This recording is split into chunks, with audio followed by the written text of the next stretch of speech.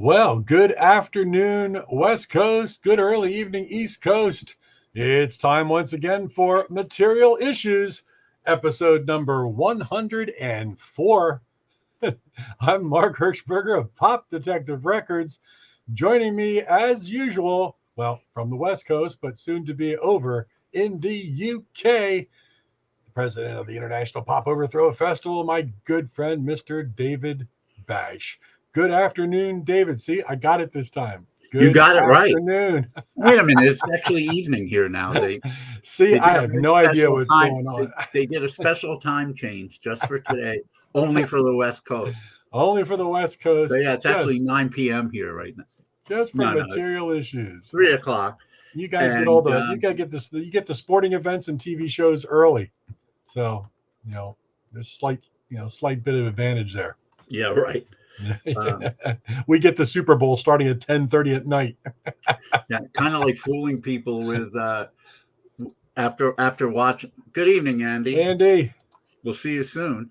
Um, yeah, it's kind of like watching if you get Jeopardy early, watching it and then watching it later with your friends and impressing the shit out of them, appearing that you actually know everything. But Good yeah, stuff. so yeah, well, um, we'll just start off with some sad news. Tina Turner passing away. She did I live was a uh, I was Ted Turner's wife, right? The yeah, movie right. channel or Um, whatever. no, it wasn't. Yeah, and from a musical standpoint, it was much better that she was with Ike. From a domestic standpoint, not so much, because he was Yeah, he was a yeah, really abusive bastard. yeah, But I guess she did emerge a lot stronger person because of that. Just getting away from him, and realizing that she could do, that she didn't need him to have a successful career.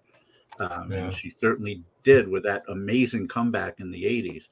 But yeah, I mean, River Deep Mountain High is what I think of her for the most. The Phil Spector production, Yeah, yeah, which was just incredible. And she sang the hell out of it, but also with a little bit of restraint, kind of like on their version of Proud Mary, where she does it nice and easy and nice and rough. hmm Um, so yeah. anyway, she lived a good life. She obviously, I mean, she rivals Aretha as the queen of soul. I would choose Aretha, I have to say, but anyone who says it's Tina, I can't argue with that. They were both amazing, Yeah, and yeah, yeah, so you know, yeah, definitely. exactly. Yeah. Very, yeah, very sad that she's gone, but Well, the while we're music will talking live on. about this subject, I was thinking about it today. I was walking in Ches a little bit. We live in, an era, or our era, our baby boomer era, where we grew up, still seeing a lot of the legends of music, of entertainment, still on, variety shows and specials that they did. So we grew up seeing the greats. We grew up, listening and seeing greats happen in the 60s and into the 70s. And now we're, still young enough to see all these people um, leaving this planet. And my question that I was thinking about today is, you like my daughter's generation, the artists that they grew up with, the Justin Timberlakes and Britney Spears and Lady Gaga of the world, do you think they will have the staying power and the oh my God, this legend died type of thing in 30 or 40 years from now, when my daughters are our age? Are they growing up in a time when those kind of legends are not created? Yeah, I mean, I'm probably not the best person to ask. Probably somebody from that generation. Yes, she really looked great. Yeah. Probably someone from that generation might be better qualified. You're right. I don't think so, Hey, and I Tim. don't think it. I don't think it just relates to music. I think it relates to celebrities Yeah. in every field. We're we're in a generation of masses amount of information. And when we grew up, it wasn't even close. We could process not all, but we could process more of the information that we were given, simply because there was less of it than there is now. Yeah. There's no way that I just don't see, from a physiological standpoint, I don't see that people of this generation can process it all. I really doubt Taylor Swift will be thought of that way. I could be wrong. I mean, she's obviously the biggest pop star in the last many years. Yes, absolutely. Yeah, it's interesting. But I don't think, and also, I don't think these people have the staying power because of all the information. I think Taylor Swift will be remembered for a while, but we're definitely in a period where everything changes very, very quickly. Yeah, everyone is privy to what's going on.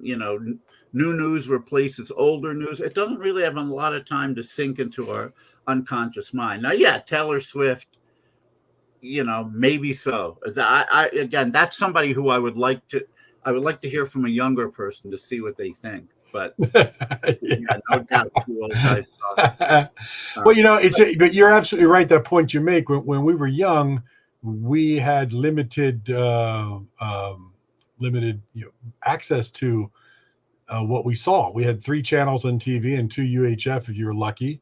You had some certain radio stations that you listened to, but you were pretty much, especially visually on television, you were you were limited to what you saw. I mean, a lot of what I was turned on to was when my grandmother allowed me to stay up if I visited her, so I could watch the midnight special. If I was at home, my parents would have me in bed before midnight as a youngster, and she was like, "Stay up as long as you want," and that influenced me big time. But that's what you had once a week, and that's all you had. And of course, there was no internet to distract you, and it's not like we were reading newspapers. No, and my daughter is.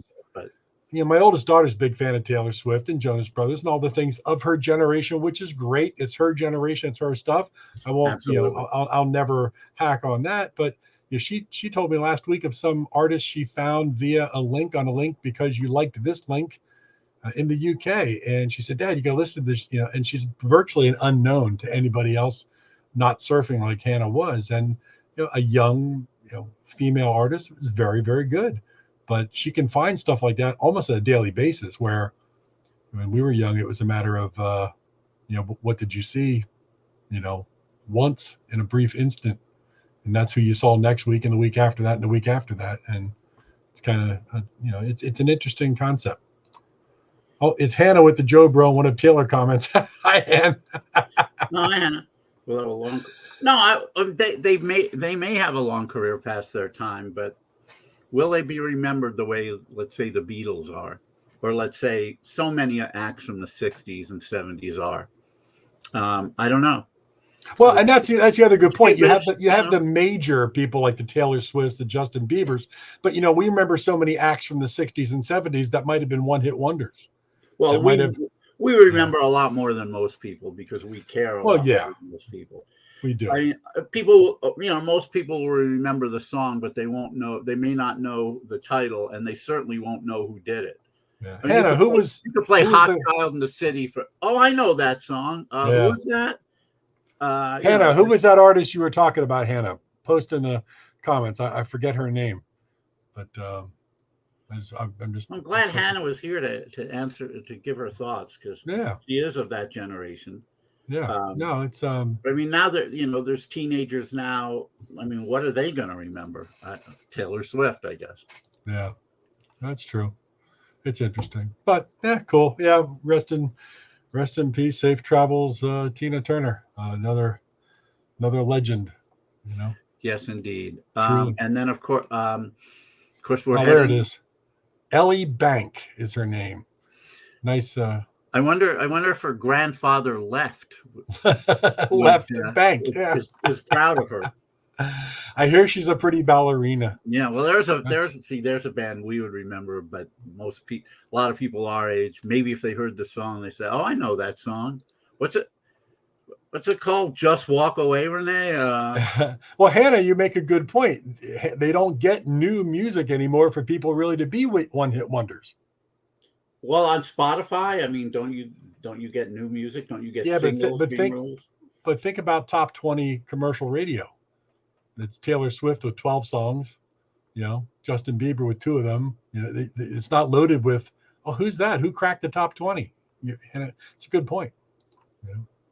They don't get new stuff flowing in and out. It's Max Martin out of Sweden writing everything.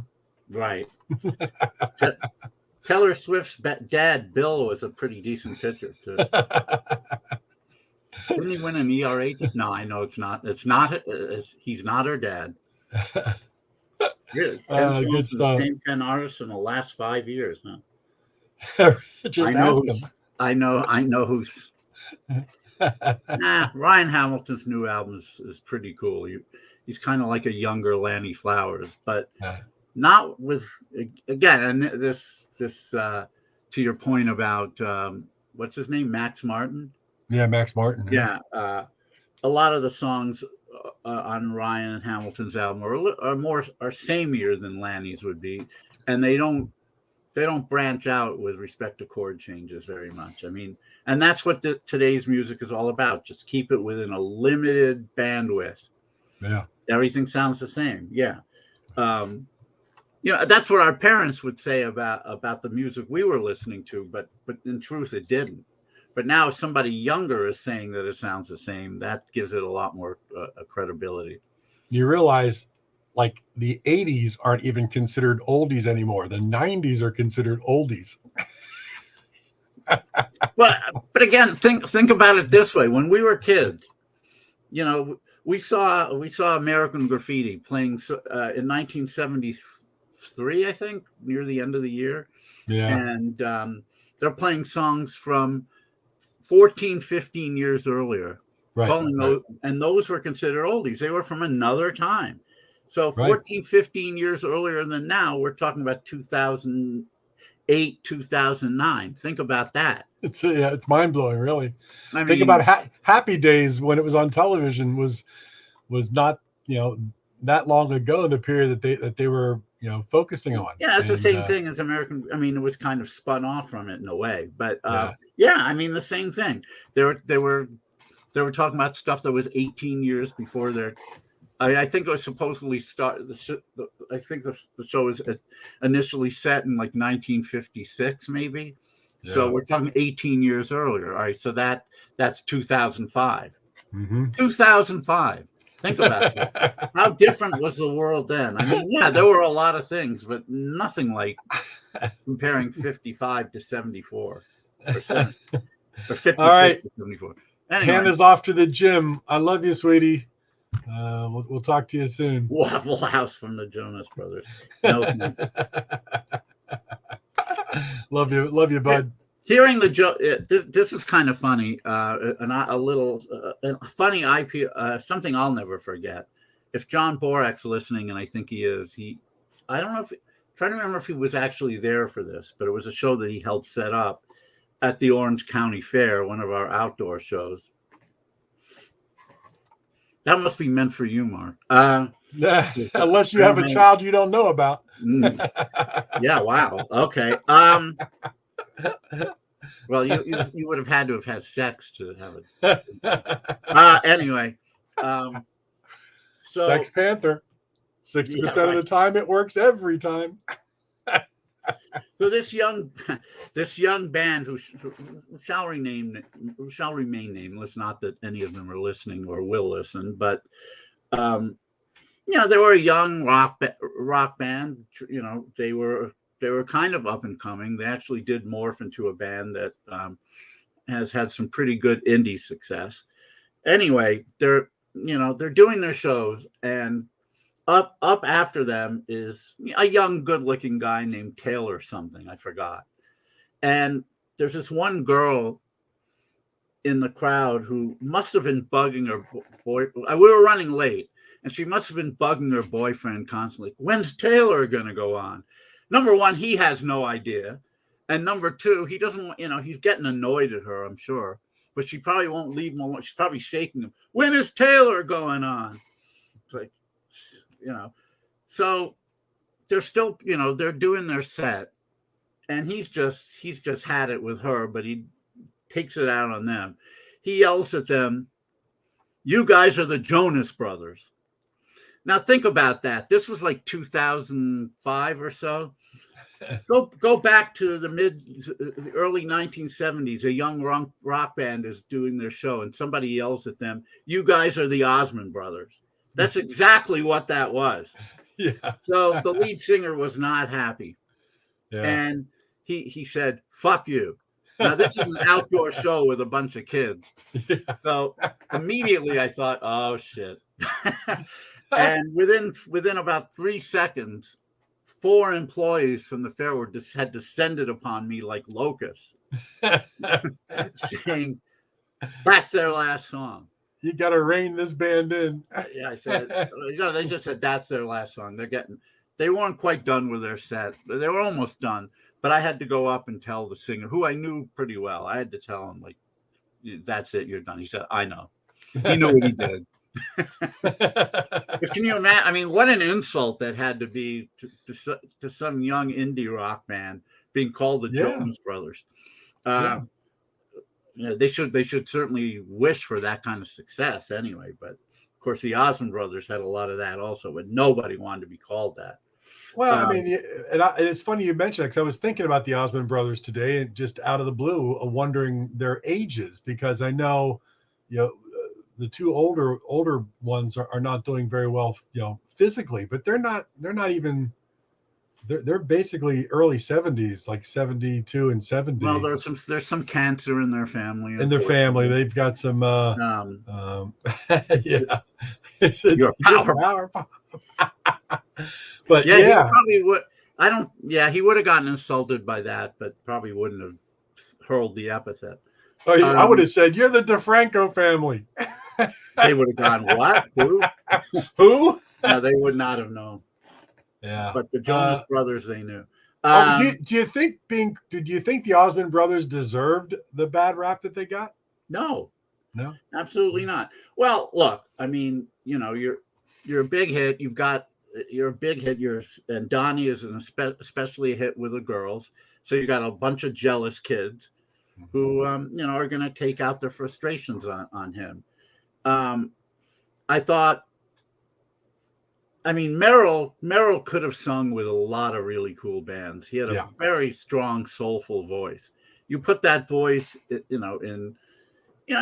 put that voice in Rare Earth, for example. It would have worked. Yeah, sure. You put it in Grand Funk. It could have worked. It would have sounded different, but nobody would have said, where'd they get that pussy lead singer? It wouldn't have been like that.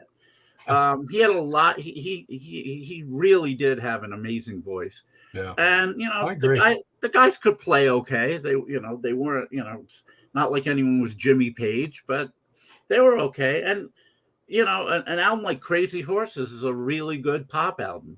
Right. Yeah. And Phase 3 has some decent hard rock on it. Again, the one thing they shouldn't have done if they really wanted to rock was have those horns. I thought the horns were cool, but it's not going to work with that kind of a rock band, and not in the arrangements that they had them.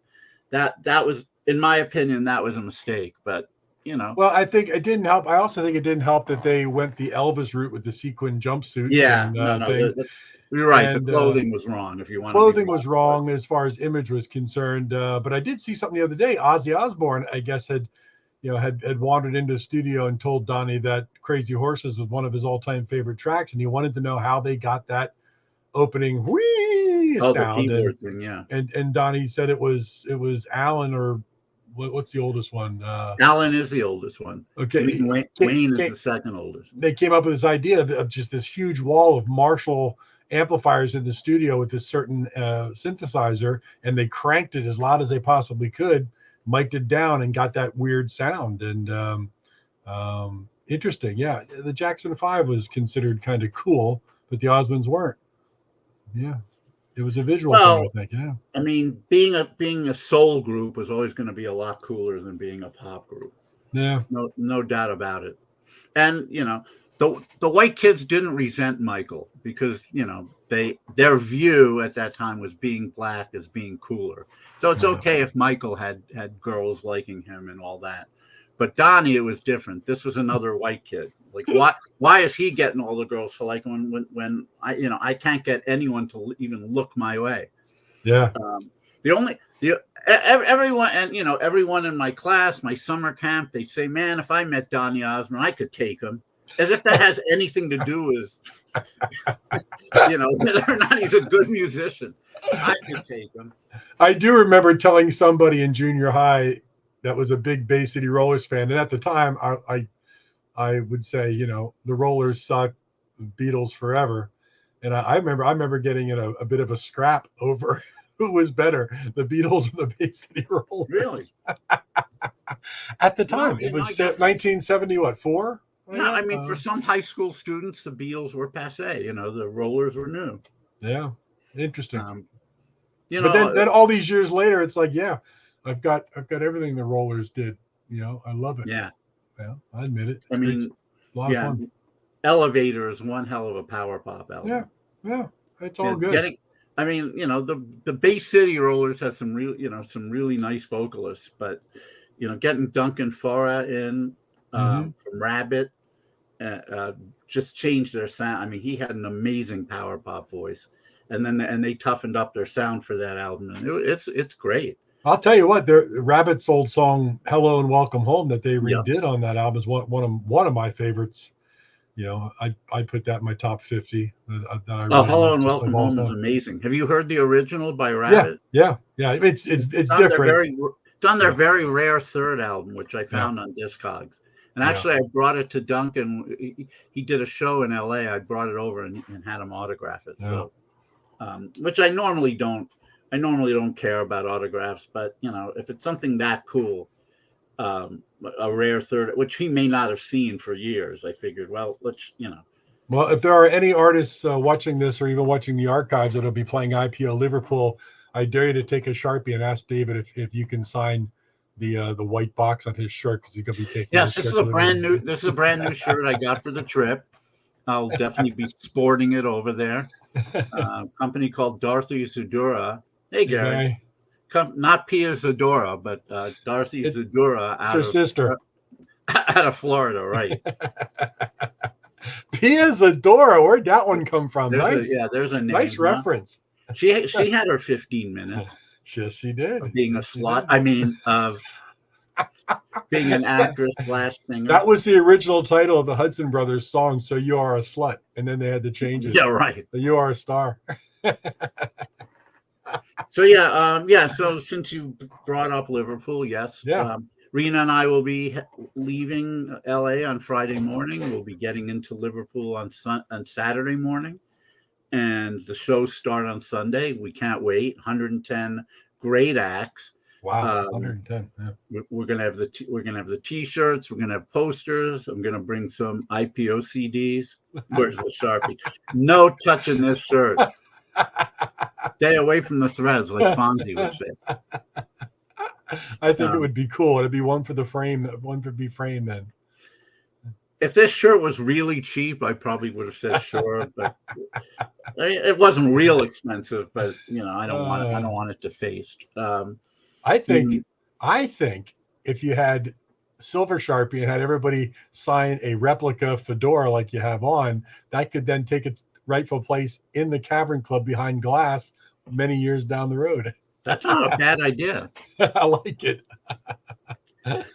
Oh yeah, good weather. Yeah, I noticed that. According to the forecast, and normally the forecast says like rain every day. It's actually saying sunny and 70 when we get in on. Well, let's take a look at the most updated forecast we have here. Hold on. Forecast says the only restaurants open after 6 p.m. will be Chinese restaurants. No, Sultan's Palace, our favorite Indian restaurant. Our friends are going to join us there, or we're joining them because they made the reservations. Saturday evening at 8:30. Saturday 70s. Look at this. Mid 60s, low 70s, sunny. God, I hope that holds up. Awesome. Yeah, that'd be Although nice. maybe the weather's too good, no one will want to go down into the cavern, but I think they will anyway. Yeah. Ah, it's So yeah, always that's good crowd. that's great. So yeah, so we're going there, and then Glasgow and Edinburgh for a few days of rest and relaxation and record shopping, and of course, and then Copenhagen for 2 days of IPO, and then two touristy days, and then Nice. back, leaving Wednesday morning, getting in Wednesday afternoon. Yeah, nice. Yeah, obviously he does. You should. Maybe it's for sale.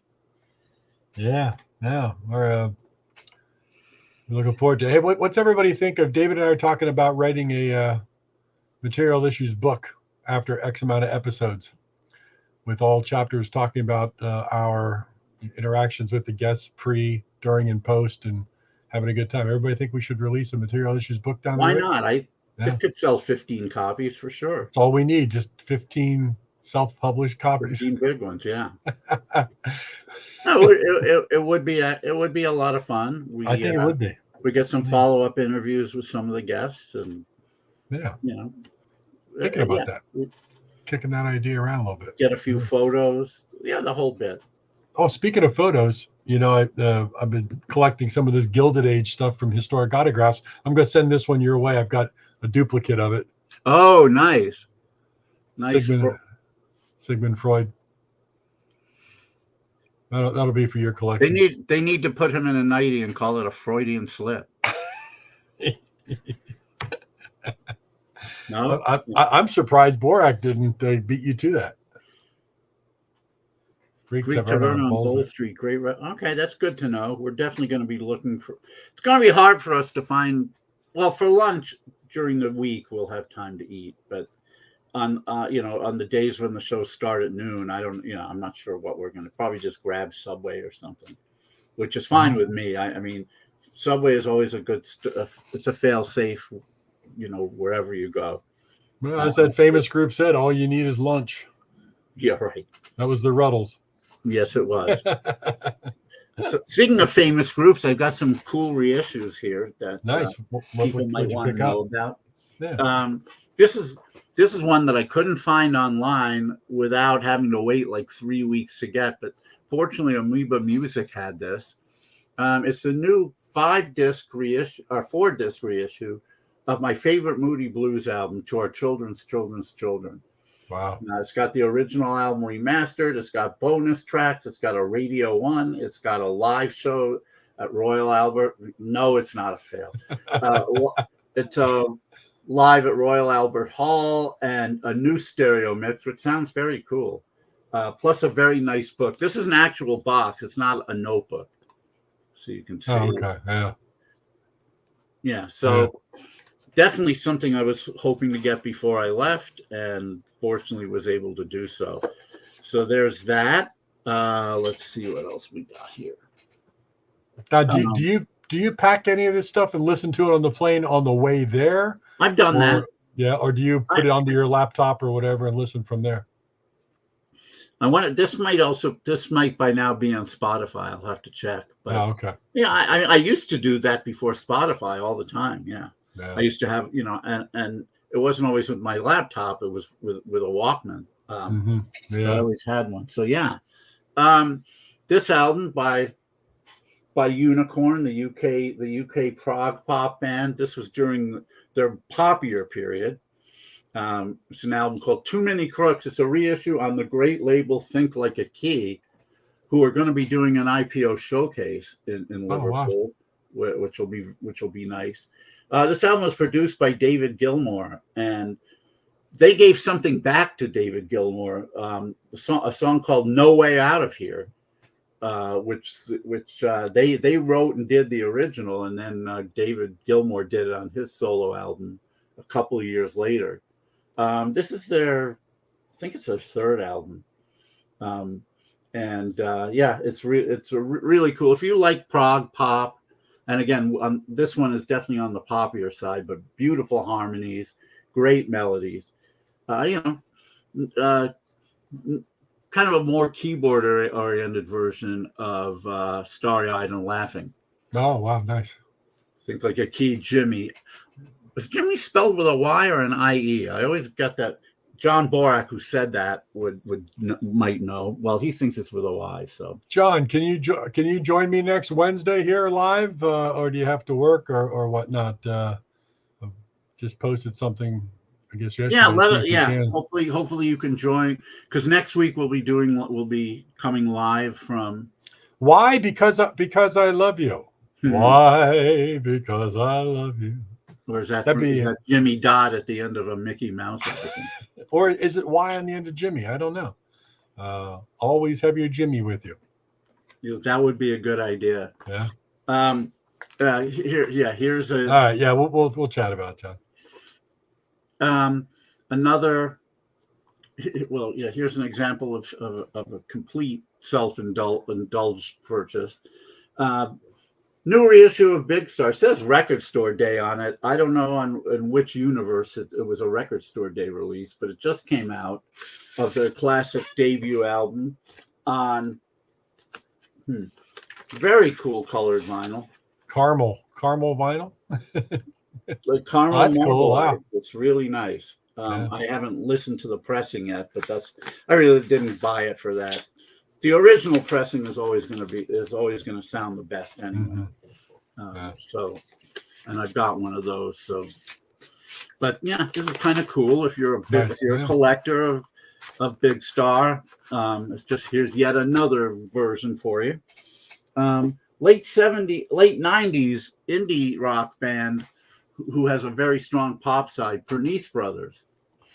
Their album Overcome. Oh, I love that album. Yeah. Yeah, it's a great album, and this is a really great. Yeah, this is a really great reissue of. It's 2 discs of vinyl plus this amazing book, which I can't really show without pulling the book from its hinges. But there is a huge book in here, and it's the original album and a bunch of bonus material. Wow. Bunch of the single versions and B-sides and demos and everything like that. That had to be a pretty penny to manufacture. Yeah, gee. Yeah, it's not. Yeah, I mean, I will pay money for reissues of albums that I already have. If with packaging like this, I can't resist it. So, I did those. Let's see what else we've got. Previously unreleased Rick Springfield album from 1974, I believe. Just called Springfield. It's kind of a more rockin' version of Comic Book Heroes, I guess, which was his album from a couple of years earlier. Good poppy, hooky songs. I wouldn't say it's the greatest album he's ever done, but I prefer the 70s Rick Springfield to the 80s anyway. I know a lot of people would disagree with that, but I love Beginnings, which is his first album. I really like Wait for Night, which is the album that came after this that was released on Chelsea Records. But yeah, this has the original album, which had not come out, a couple of bonus tracks, and a live show from Post Falls, Idaho. Wolfman Jack introduction yet, too. Wow. It's on Iconic Classic, which has done some really nice reissues. Yeah, that's a good reissue label. It's amazing the career he had, prior to General Hospital, whatever he was on. Yeah. And then prior to Jesse's Girl, I think everybody thought, people didn't know, thought Jesse's Girl was his first attempt at music. It's like, no, he's been around forever. Kind of like Fleetwood Mac's first album was the self-titled from 75. I mean, that happened. Yeah, it reminds me of some of the Grammy faux pas, like when Gary Wright was nominated for Best New Artist in 1977, I believe, thinking that the Dreamweaver album was the first one.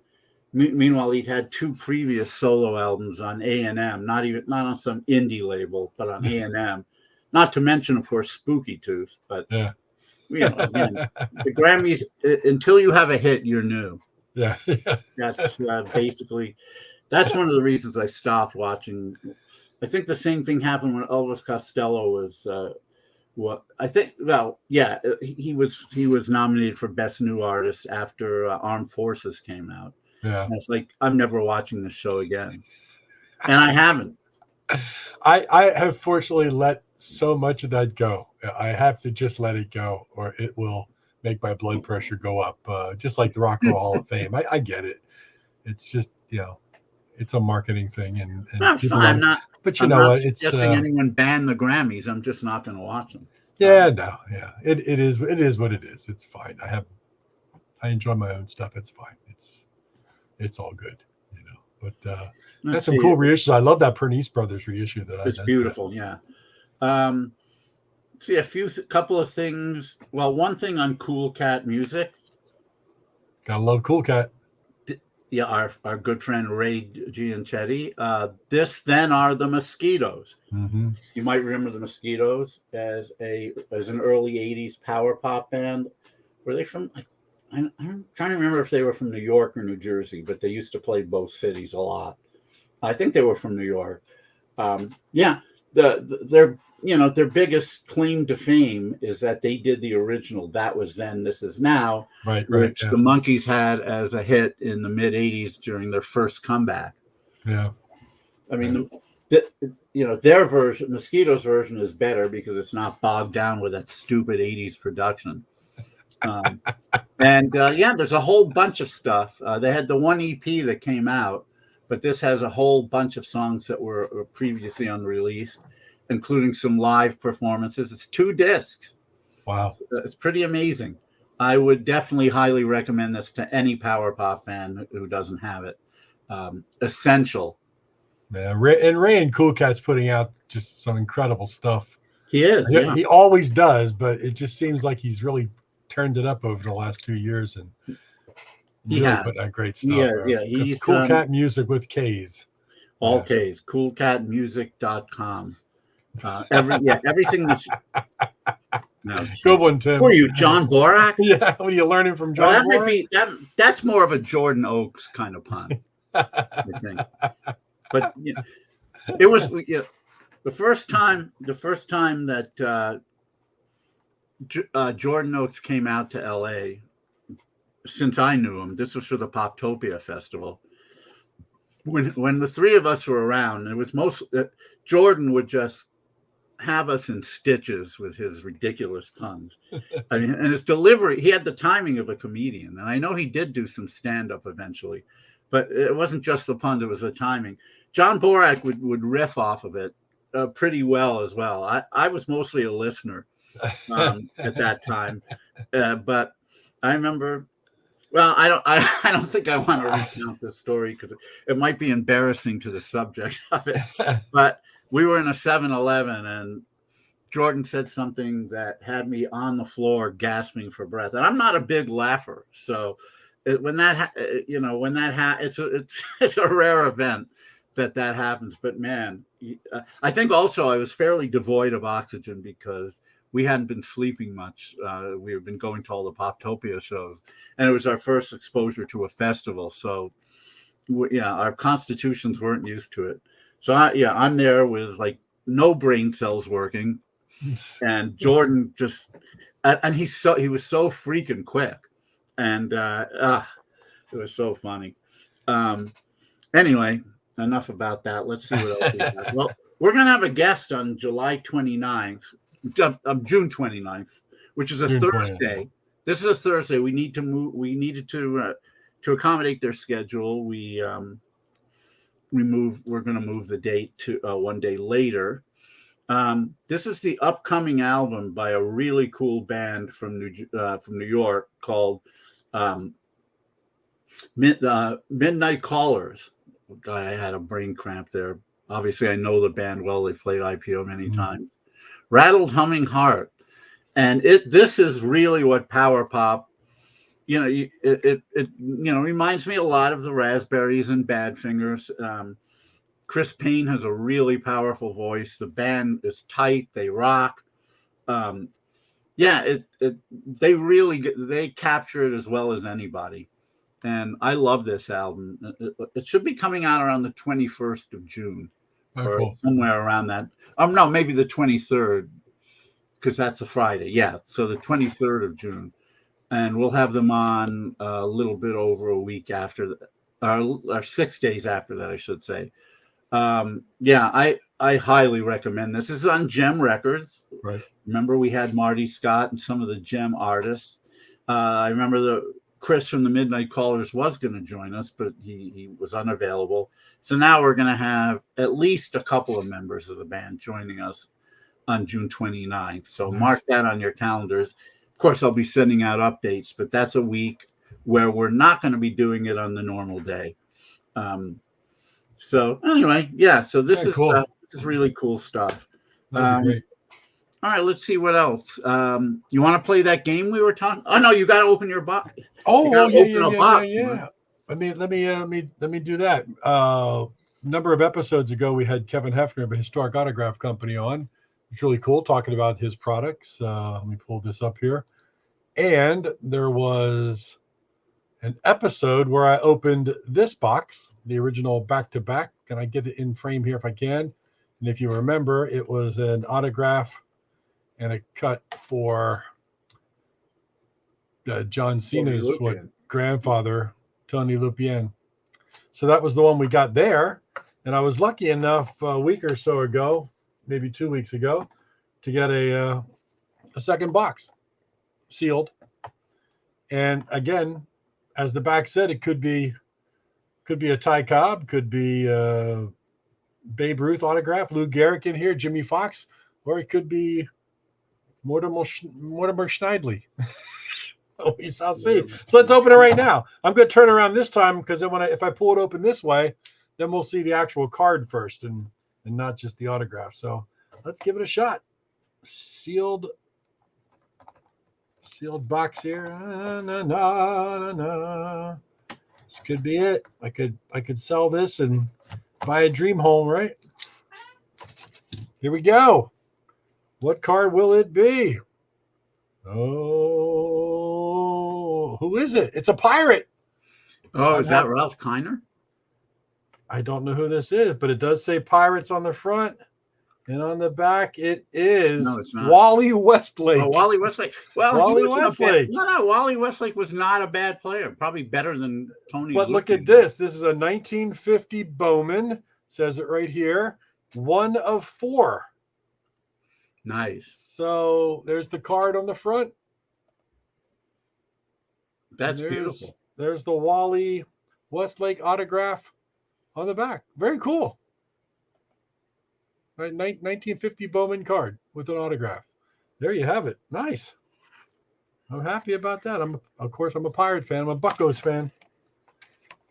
There we have it. Historic autographs. They're having a big sale this weekend. A lot of boxes and hobby boxes, and I know I collect this Gilded Age stuff now, which I told you Walt. I got a Walt Dropo last week in the Famous Americans box. There's his autograph. That's kind of a cool card. Didn't George Harrison do an album called Gone Dropo? Yeah, it was dedicated to him. Well, oh, shoot, that's funny. Gone Dropo. I didn't really like that album too much, but no, I don't think anybody really liked it. It wasn't bad. It wasn't bad, but it wasn't among his best. All right, here we go. Version of the Stereos, I Really Love You, though. Yeah, that's right. Yeah. Well, hold on a second. I want to set this up. It's not really Stump the Bash, but we're going to do a little bit of something a little different here. If I can set this up, I've got. I'm trying to pull something up while you're setting it up. Let's see if it's all good. See if I can get it here. What we're going to do is David knows his 1965 to 1975, but instead of just trying to give him clues and things like that, I'm going to give him 4 different chart positions with the artist, and he's got 10 seconds to give me the song, which he'll probably do real well. And I figured it's going to be the same chart positions for every year. I just picked the same positions. So we've got chart number 13, 23, 44, and 82. But I like to switch positions. Yes, I know. That's what we've heard. But for chart position 13 and 23, if you get that right, you get 1 point. If you get chart position 44 and 82 right, those are 2-point questions. And if you get 50 points, then you've won the evening. We'll see how this works out. Just something a little different. 50, you said? Yeah. In 11 years, that's so I'm going to do every year. Yeah. Do I have to do them in order, or no? Well, I'm just going to do them in order. Yeah, we're just going to go in order. All right. Well, I may start slowly, but let's see what happens. And then you'll come on strong. That's it. But 1965, and you have 10 seconds. You'll see the clock chiming down here, and you can guess as many times as you want. But you just got 10 seconds to get it right. So, chart position number 13 in 1965. What was the song from Jewel Akins? The Birds and the Bees. All right. Let's stop and reset. You got 1 point there. You got it. Birds and the Bees. David got it. Stop, reset. How do I reset? Obviously, I don't know what I'm doing. We'll let that go. All right. Chart position number 23 in 1965. Here we go. What song came from The Seekers? Oh, Georgie Girl? No. I'll Never Find Another You. You got it just in time before the time ran out. Good call. That's another point. Wait a minute. I didn't have 10 seconds to do that. Yeah, 10 seconds. I did? Yeah. You were looking up at the ceiling. You didn't look at the clock. But you're still 2 for 2. Okay, go ahead. 1965 chart position number 44. What was the song from the Righteous Brothers? Oh, Just Once in My Life. You got the 2 points, man. I can't even get you on a 10-second call. You're quick thinking. All right. Chart position number 82 in 1965. What song came from Peter and Gordon? World Without Love. No. Lady Godiva. No. Woman. No. Well, which one? Time's up. It was True Love Ways. Oh. 1980, chart position 82 in 1965. That's all right. You finished up 1965 with 4 points. Two for the. Well, wait a minute. And there's how many years? 11? Yeah. And I need 50 points? So yeah. How am I going to get 50 points? Well, each year you have a possibility of 2, 4. You have a possibility of 6 points per year. That's 11 years. You have a 66 total point possibility. Wow, 50. That's kind of harsh. I think there should be a bonus if I get all 4 in a year. Okay, we could do that, but I just made this number up, so we have no idea. We'll see where you end up. I think I'm getting stumped here, but okay. 1966 chart position number 13. What song came from the Supremes? Jesus. You Can't Hurry Love? There's your 1-pointer right there. Good call right in the first one. All right. 1966. Chart position number 23. This one could be hard. What's the song from Sandy Posey? Born a Woman. 1 point right there. Boy, you didn't even flinch on that. I would have flinched on that one at least. Well, sometimes it's easier if there's only. Well, there were 2 choices for her, but the Supremes is going to be harder because it could be a lot of things. Lot choices, yeah. Well, that's a good point. All right, chart position number 44 in 1966 for 2 points. What song came from Tommy Rowe? Oh, yeah. Sheila? No. Hooray for what? Hooray for Hazel. There you go. 2 points. Hooray for Hazel. Well, Sheila was much earlier. I panicked on that, but at least I got it. I was hoping with 10 seconds you would start to panic here a little more, but you're not even breaking a sweat. You're so good at this. I kind of did. All right, go ahead. This is an easy one for you. Chart position number 82, 1966. What song came from the Vogues? 5 O'Clock World. There you go. 2 points. You killed 1966 with a total of 6 points. So far, you're having no problem whatsoever. Moving on to 1967. Chart position number 13. What song came from Aretha Franklin? Respect. Yes, 1 point. Good. In that case, yeah, I mean, it had to be a pretty big hit. Had to be a big hit. 1967. Chart position number 23. What song came from the Strawberry Alarm Clock? Incense and Peppermints. 1 point. That's easy. In that case, one of my favorite songs ever. Also, Well, of course, we had who we have on the yeah, show? George Bennell. George Bennell on the show here on Material Issues. Chart position number 44, 1967. What song came from Dionne Warwick? 67. Anyone who had a heart? No. Do you know The Way to San Jose? No. No. No, I all right, what was it? I forgot. Alfie. Oh, What's yeah, it all- wouldn't have gotten that. I would have needed a lot of guesses to get to that. So, okay. All right, but you're okay. Chart position number 82 in 1967. What song came from the Four Tops? Oh, Bernadette. Bernadette, 2 points. You hit 1967 nice with 4 points. So right now you're sitting at 14 points after only 3 years. You're doing fine. And I have to get 50. Okay, go ahead. Yeah, gotten good. 1968, number 13 chart position. What song came from Tommy James and the Shondells? Crimson and Clover. No. Moni Moni. Yes, 1 point. Moni Moni. Yeah, Second Crimson and guess for Clover was Tommy James. 69. Okay, never mind. That's all right.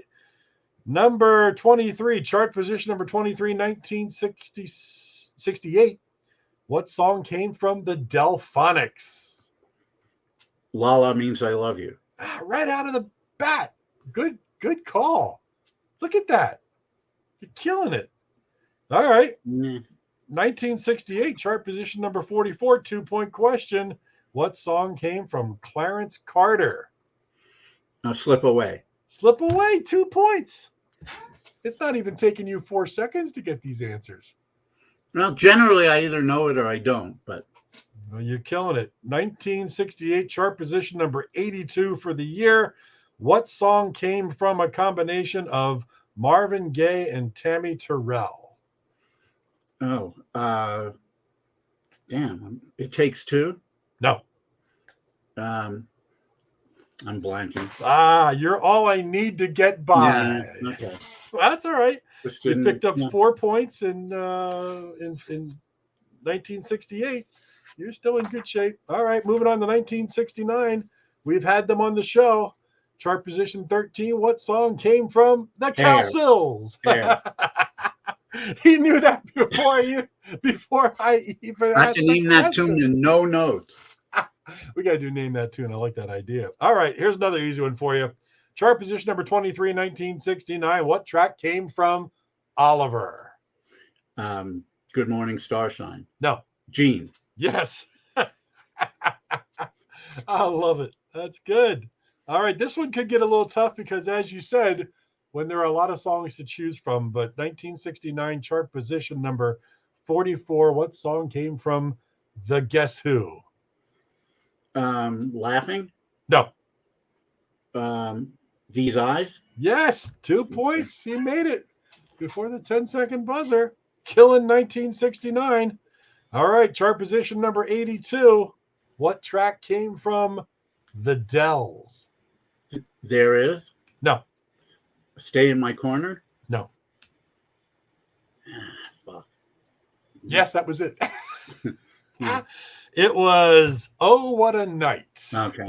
by the Dells. All right, another 4 points in 1969. You're averaging just slightly over 4, so that's 44. You need to pick up a couple more 2-pointers. Yeah, that's not going to get me to 50.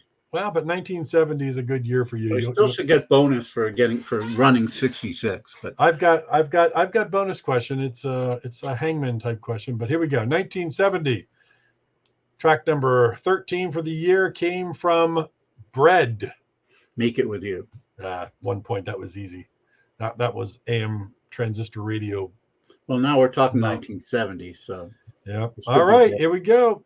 Chart position number 23. What track came from Melanie? Lay Down, Candles in Oh. the Rain. Perfect. One of my all-time favorite songs. That's a good one. Killing it so far. All right. He needs a 2-pointer here. Chart position number 44 in 1970. What's the track from Eddie Holman? Hey There, Lonely Girl. He's a Lord. Facebook friend. I'm trying to get him to be a guest on our show. So That would maybe be one awesome. day.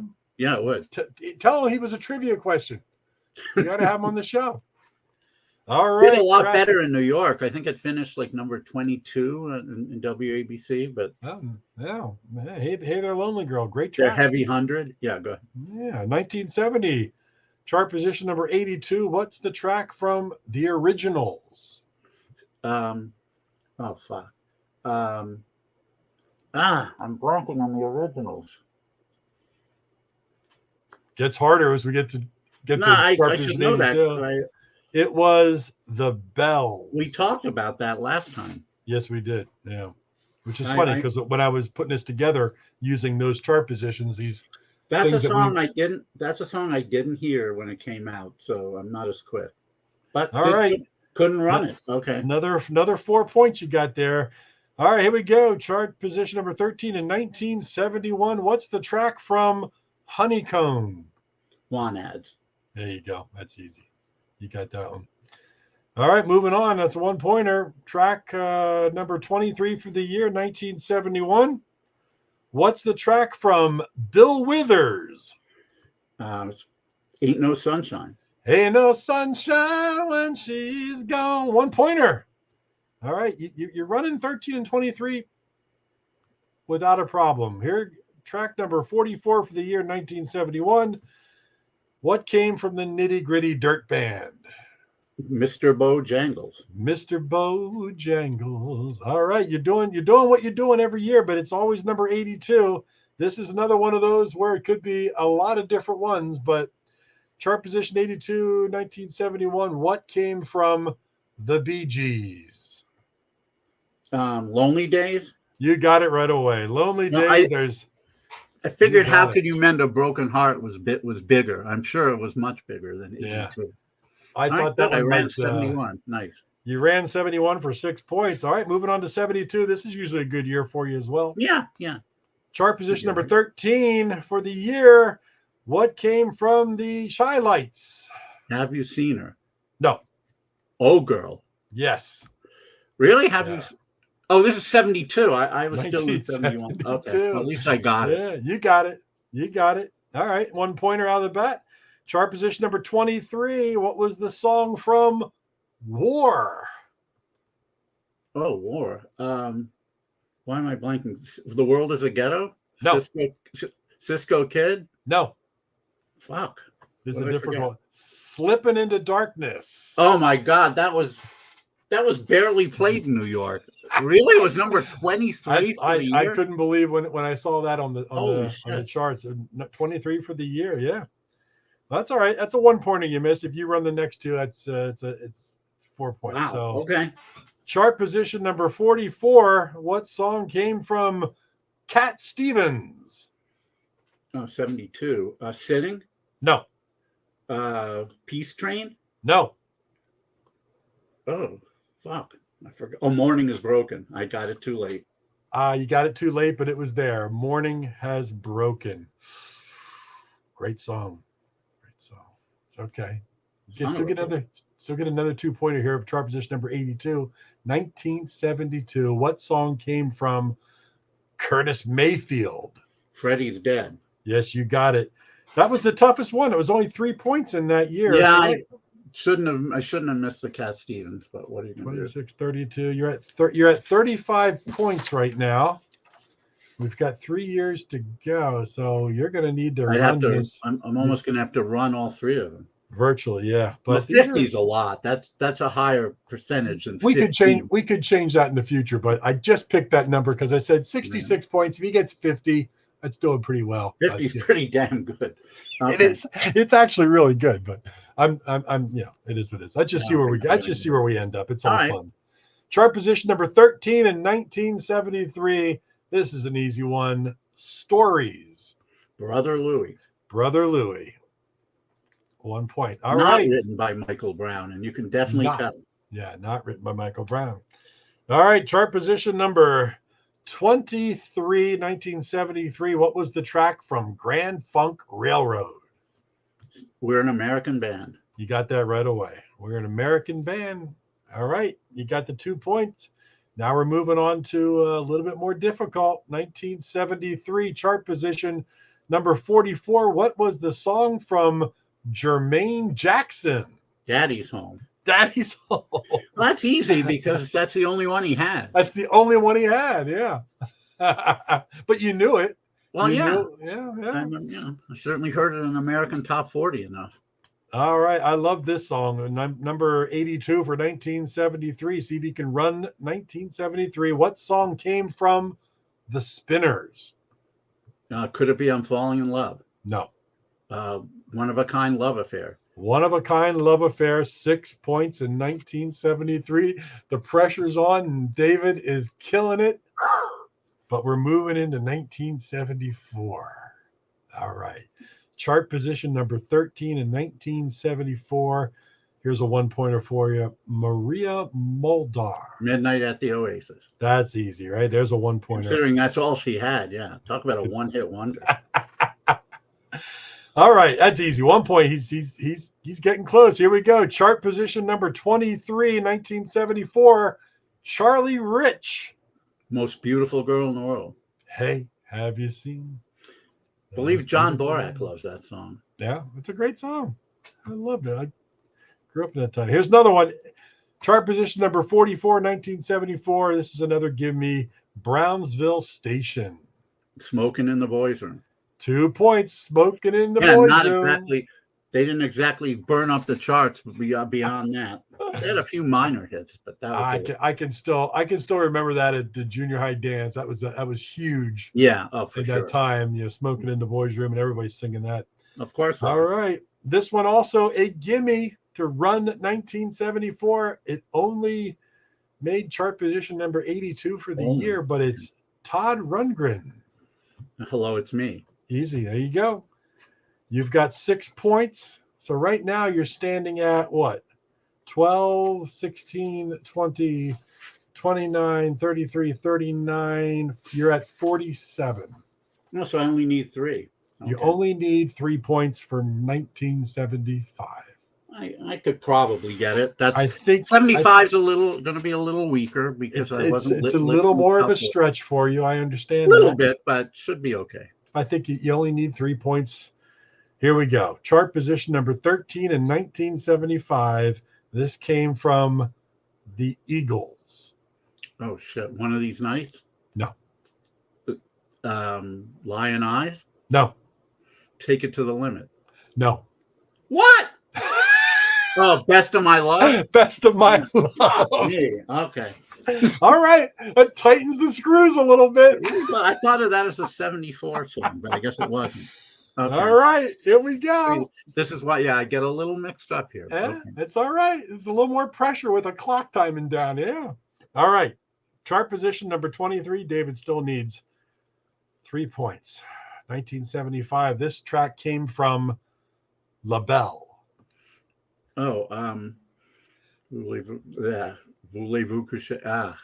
What the hell is it called? I forgot. I'm blanking.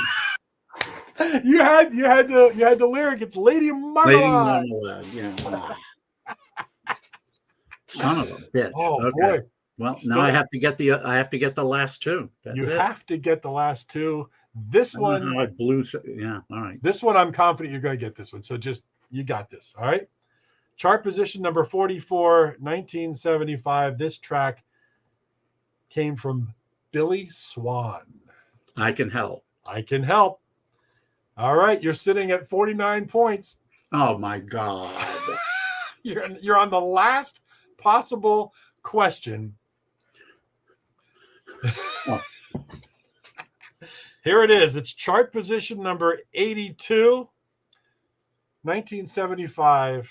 This came from Al Green. LOVE? No. Full of Fire? No. Sha-la-la Makes Me Happy. Yeah, you got it. You got it. I got it right before. You got it right before. Sha-la-la, Make Me Happy. 4 points. David finishes up. Is somebody going to want to see a replay to see if I made it?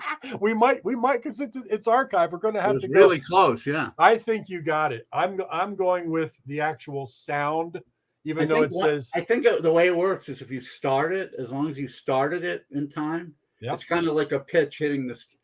As long as part of the ball hits the outside corner, even if it's a little bit Yeah, definitely. Yeah. I'm going to say you got it.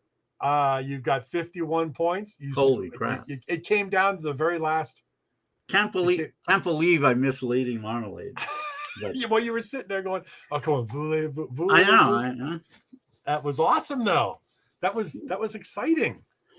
Yeah, that was fun. We can That was keep doing. We can do that one a few times. There's a little more pressure when there's a time Oh yeah, no, involved. when there's a time limit, there's always, even if it's something necessarily. Well, and when you get a band like the Eagles, where you ran down 3 songs and couldn't get the fourth one out. I guess Best of My Love was 75. Yeah, they just had so many hits, and Take It to the Limit was really 76, even though it was on a 75 album. It didn't. Thank you, Andy. Tim Allen. If the ball is in the air at the buzzer, great job. Yeah. That's right. It was in the air. It was coming out. It was just coming off my fingers. Yeah. It was just coming off the fingers, and we did not. That's a new game we're calling It's About Time, because it is about time. And David got. Do you think 50 points is fair in that game? That's a lot. It is a lot.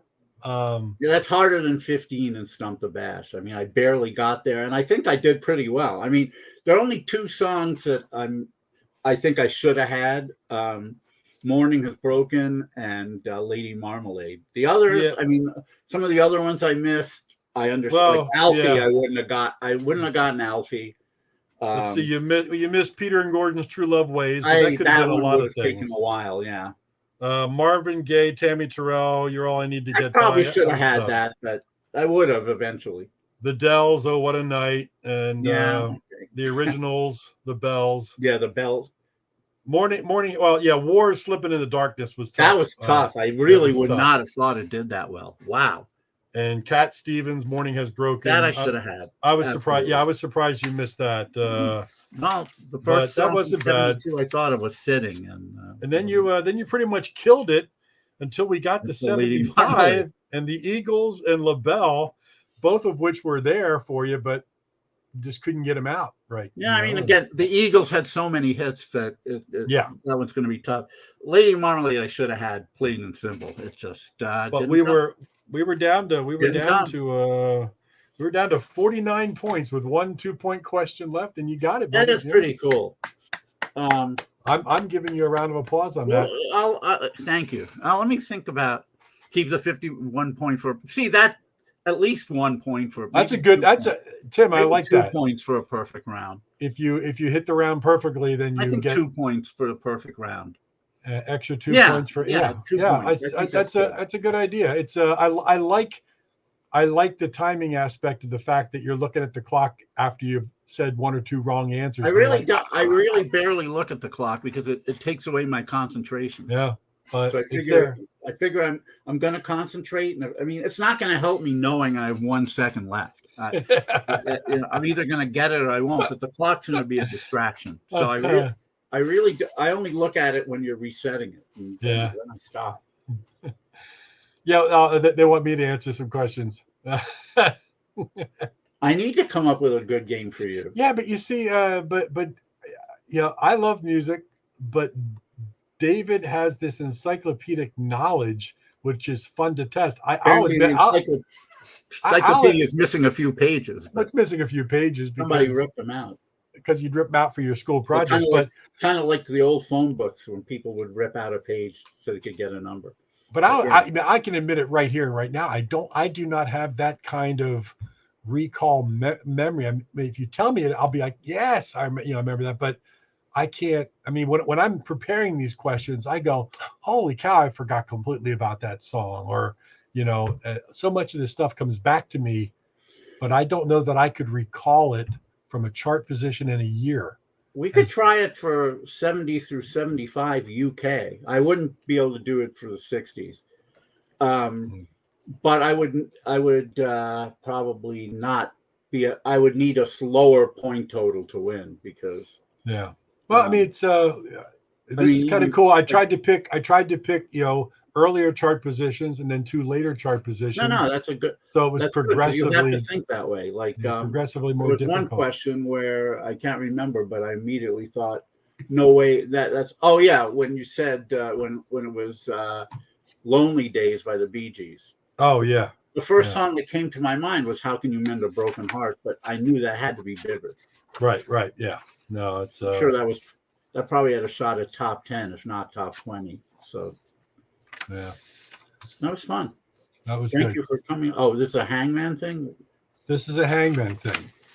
This is my other idea I had. I was just Can you see that at all? Can you see Yeah, that? No. smoke on the water. No, I know that's not what. We'll go like this. Hold on. I can't. Oh, now I can't. All right, now I can see it.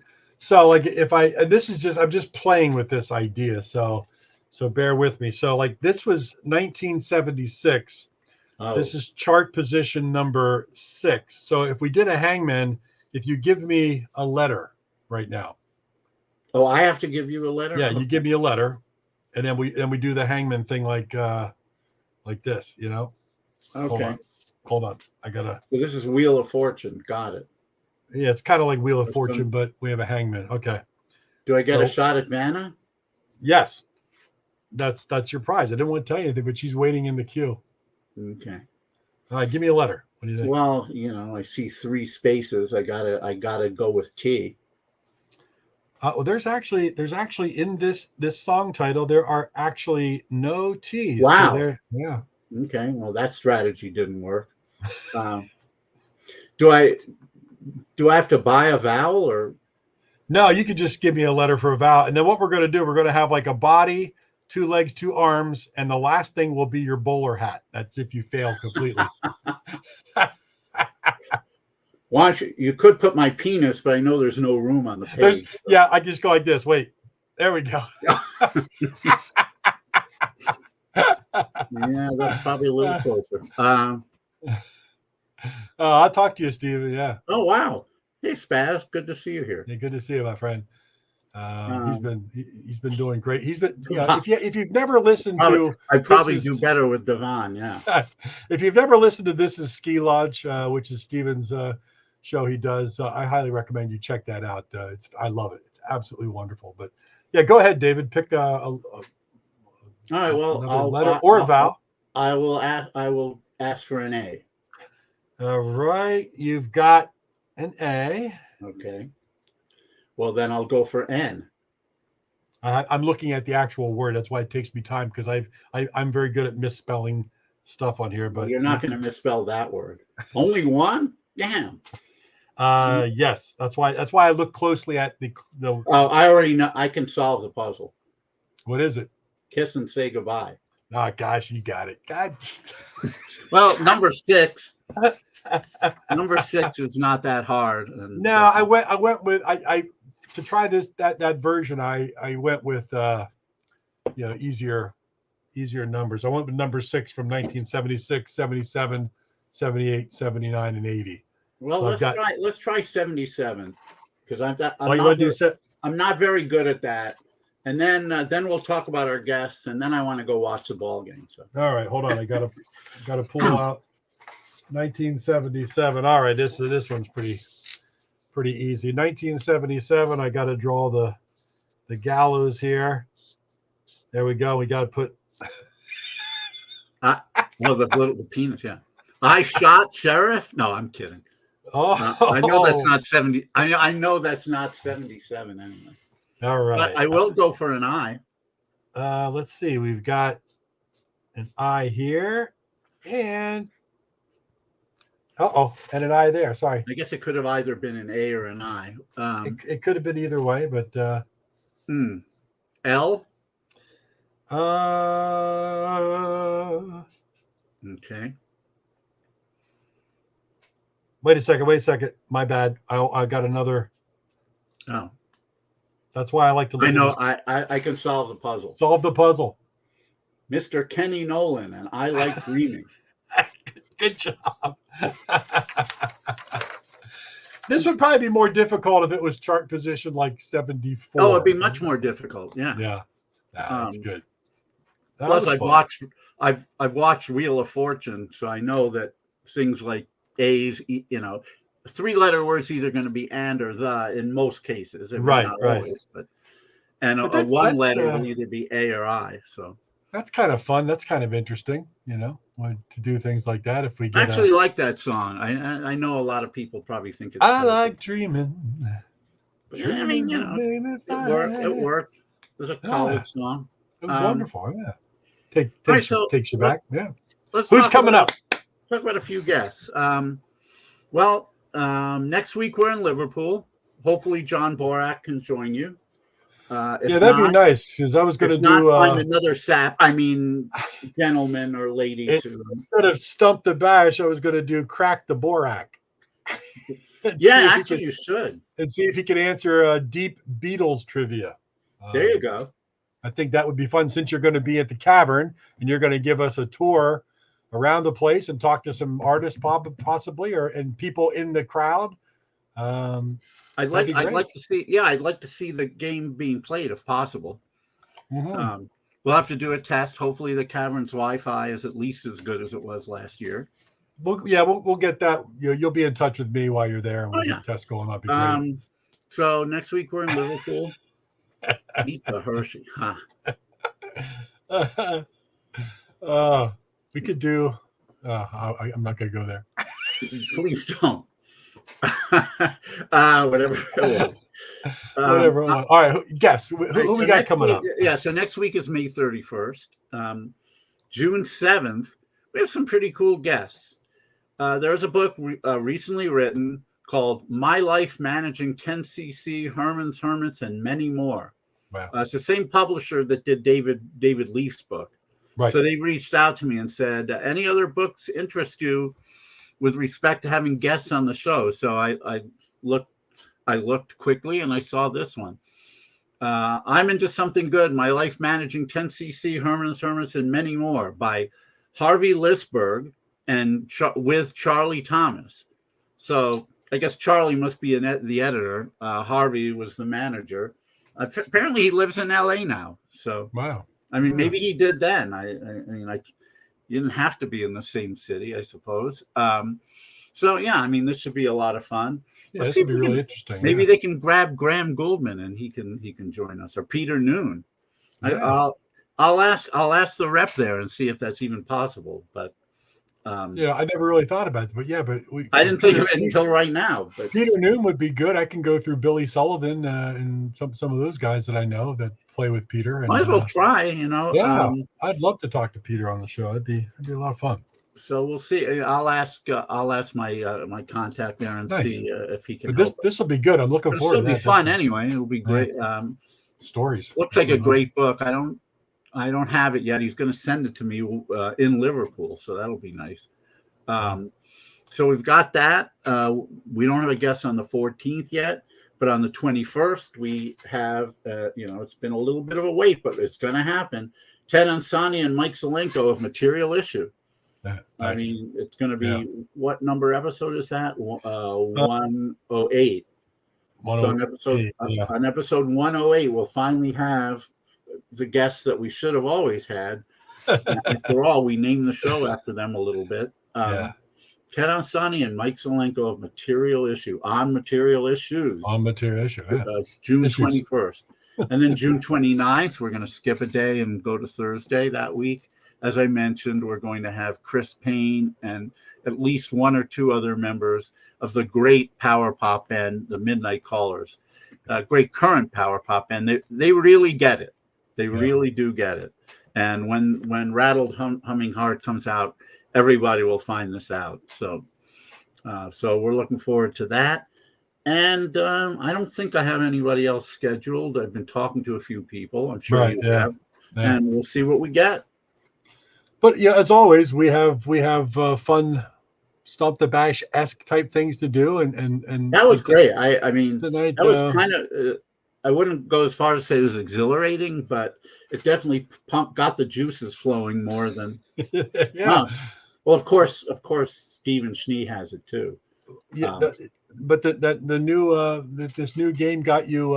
You couldn't take your time really and deeply think about things. You had to pull it out quickly. And that's what she said. That's what she. I had to pull the little dot out quickly. 60% of the time, it works every time. I'll take those odds. I'm gonna wear some Sex Panther. Well, David, enjoy the ball game you want to watch tonight. Have a Yankees safe trip. Orioles. Safe trip for Go you and Yankees, Rena. Borak. Go Yankees. You got your flight to Liverpool on Friday. Have a safe trip. Thank you. Enjoy the heck out of IPO Liverpool at the Cavern Club and the Cavern Pub starting this Sunday. If May you're watching 28th through June overseas, 4th. it's 110 bands coming in and playing. So make sure you get down to Matthew Street and hang out for a lot of days. I missed a couple times that I went. That was some of the best times I had, except for when I had the food poisoning and cracked my head in the wall at the Cavern Club and Oh my God! crawled back to my hotel room Thank for a God couple you of days. didn't get hurt worse. Because you had no idea you'd hit that wall. You would No, have asked before you hit it. Yep, and I woke up with thankfully a couple really nice people that I didn't even know were hovering Thank you, over Tim. me, and they took care of me. They took care of my my bag that I had on, cameras, everything. And the worst part was it was right there by the men's room, so I was kind of laying in suspect floor. But No, you were yeah, You were fortunate. Thank you, Andy. We look forward to you and searching for Sylvia at IPO Liverpool, as always. Yeah, it's going to be. You have a great time. So, Indeed. safe trip. Enjoy yourself. We'll be in touch, and we'll go live from the Cavern next Wednesday, right here on Material Can't Issues. wait. All right, everyone. Thank you so much for joining us. Have a great rest of your week. Stay safe. We'll see you next.